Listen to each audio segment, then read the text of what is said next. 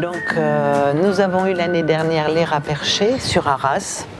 Alors là, c'était une bande de jeunes qui faisaient vraiment partie d'un milieu associatif déjà à l'université, qui ont créé un café d'échange culturel. Donc sur Arras, dans un lieu qui était déjà un café, mais on va dire pas isolé. Une ville n'est jamais vraiment isolée, mais on manque parfois de mouvements de jeunes, d'attractivité autour de cette place. Une association, Kilit Kilit, qui elle est une imprimerie, donc qui est à Hermin, donc vous voyez en pleine ruralité. Et pourquoi on va dire parce que beaucoup de gens aiment écrire aussi et il faut les amener à ça. Et en même temps, le métier de l'imprimerie est toujours intéressant à découvrir. Encore une fois, faire sortir les gens de chez eux. Et ensuite, alors après, là, ce sont l'association Les Bobos à la ferme. Alors, j'ai peut-être pas les termes, ce ne sont pas réellement des associations, mais n'empêche que l'action est là.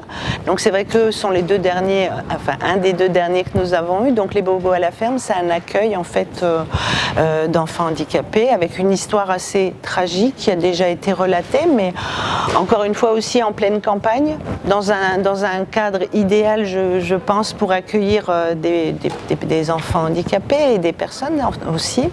Donc voilà, j'ai voulu absolument vous donner ces trois exemples parce qu'ils sont très innovants. Ils sont innovants parce qu'ils sont divers et variés, et surtout ce qui me tient vraiment à cœur, c'est qu'ils sont sur chaque territoire quelque part. Donc on peut créer et on peut être innovant dans un tout petit village du Pas-de-Calais comme dans une grande ville.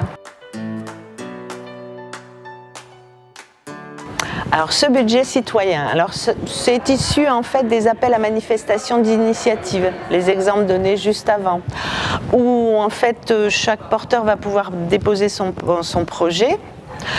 Bien sûr, il y a un calendrier, on a vu à peu près de mars à novembre, on va dire novembre-décembre. C'est important, il faut aussi rythmer ces dossiers, rythmer et avoir une cadence, bien sûr. Alors ensuite, ce sont des projets qui vont nous être déposés, qui vont être étudiés et puis aussi améliorés, parce que c'est vrai qu'on ne connaît pas, tout le monde ne connaît pas l'économie sociale et solidaire. Donc les porteurs de projets anciens qui sont connus de chez nous, encore une fois les acteurs de l'ESS et le service du département de l'ESS va les accompagner pour peaufiner leur projet pour qu'ils enfin puissent être mis en ligne. Ça s'adresse à tous les citoyens du Pas-de-Calais, je précise.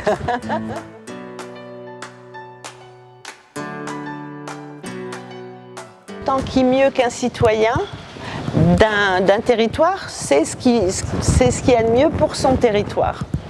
Vous êtes d'accord avec moi?